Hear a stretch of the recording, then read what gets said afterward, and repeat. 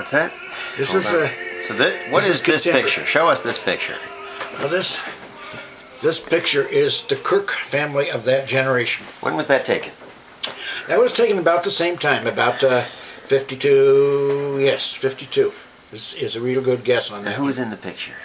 And this is number one son, Leon. Number two son, Quentin. Number three son, that's me, Francis. Next comes Mary. Next comes Lenora. Next comes Julian. Next comes Ralph. And this is my mother, Evelyn, and my father, Shirley. So what was your father like? Well, he was better looking than any of us.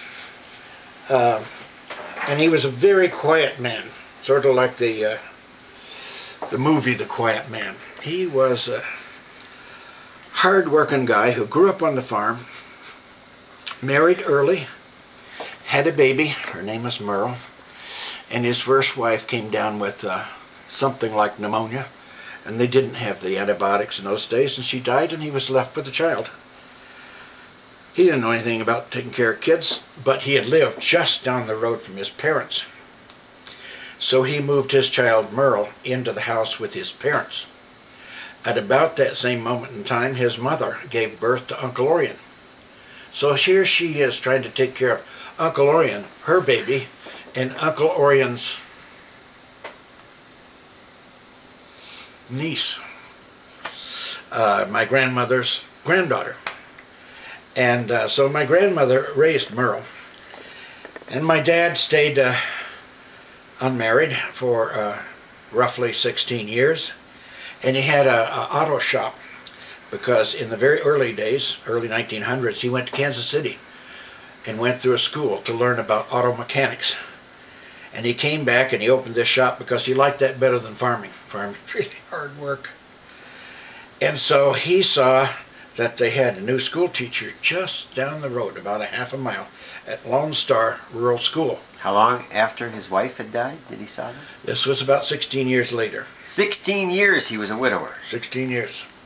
So he was already, you know. And he owned some land right there next to his folks' property. Had a little house for his first marriage.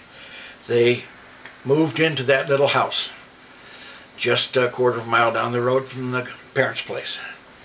And he commenced farming. And in order to have that much farm, he had a mortgage on it from Prudential Life Insurance Company.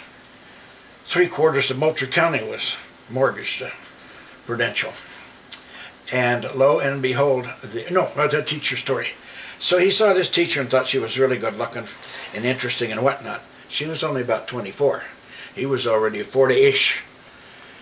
And so he figured one of these days she's going to have a problem with that car.